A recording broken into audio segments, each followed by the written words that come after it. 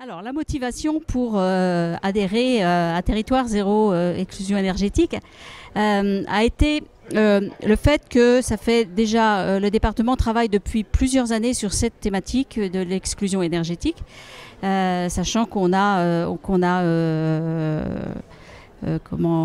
adhéré au SLIM, qu'on est partenaire SLIM depuis 2017. Que dans ce cadre-là, on a repéré beaucoup de ménages, puisqu'on va voir à peu près 500 ménages par an.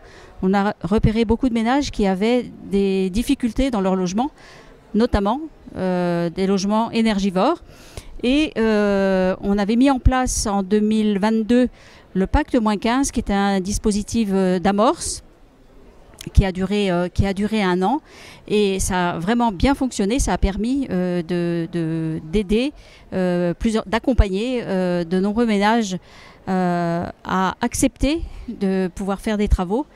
C'est un accompagnement qui demande beaucoup de temps, parce qu'il faut à peu près 2 ans d'accompagnement avant que le ménage dise banco, on y va.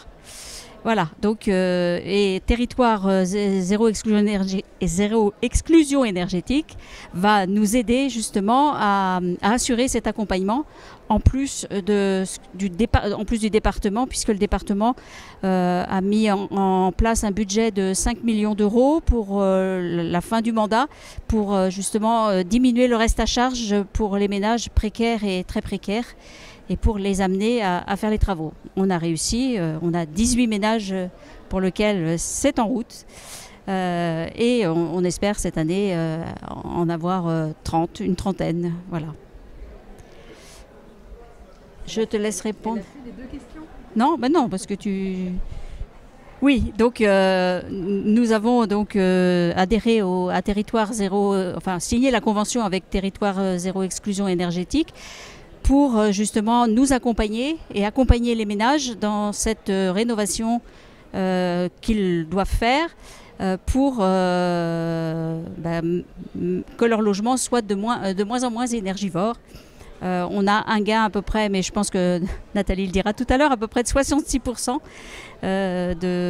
après les travaux, de gains énergétiques pour ces ménages. Donc vous imaginez bien que le confort, la santé sont bien meilleurs pour ces ménages accompagnés.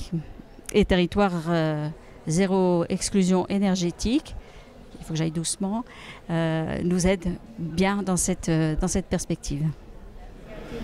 On a coutume de dire que nous avons une boîte à outils faite comme une fusée à 5 étages, sachant que chacun des étages peut être déclenché en fonction de la problématique rencontrée par le ménage.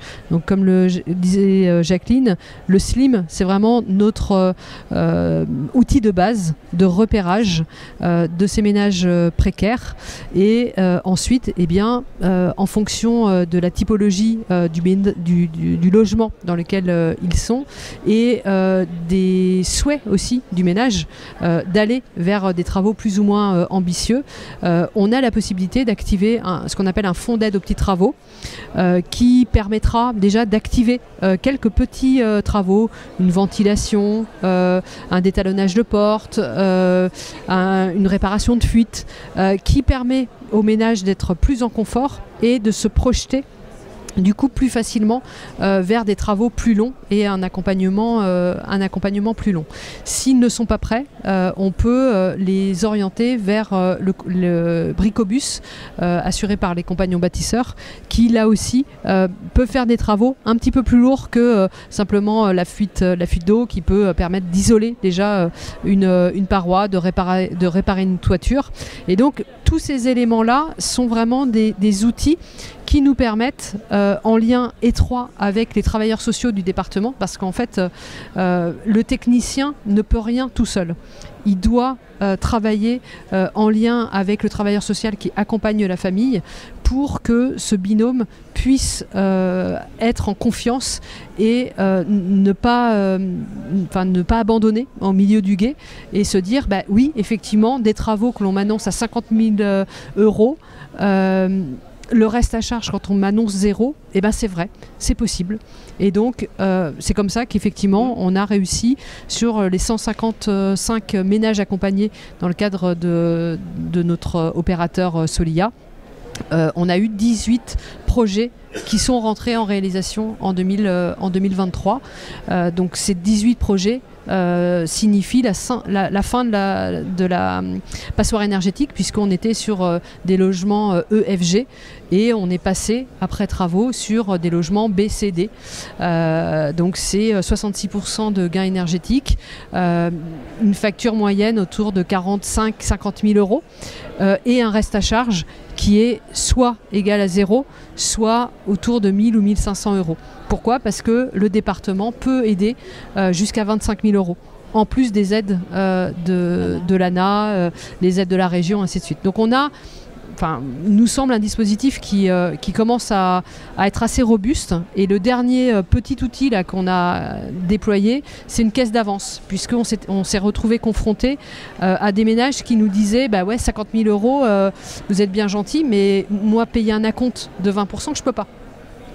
Donc là, on s'est dit, bah mince, on a réussi à trouver un plan de financement zéro reste à charge et ça ne sort pas. Et donc, on a travaillé avec des banques et là, ça a abouti avec le crédit mutuel.